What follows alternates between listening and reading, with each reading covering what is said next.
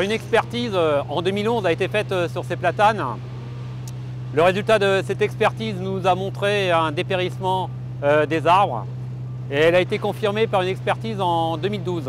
En fait, sur la partie aérienne, nous avons des plaies drastiques de taille, mais ce que l'on ne voit pas aussi, c'est toute la partie souterraine et le système racinaire qui lui aussi est largement abîmé. Dans un premier temps, nos élagueurs sont intervenus en diminuant les risques de rupture des branches. Aujourd'hui, quelques années plus tard, nous sommes obligés d'abattre ces arbres car le fait d'être intervenu sur cette couronne a offert de nouvelles plaies et a fragilisé ces arbres. Le bois va être recyclé de différentes manières. Dans un premier lieu, là on peut s'en apercevoir, il est broyé sur place et sont broyées des branches qui font d'un diamètre de 15 cm maximum.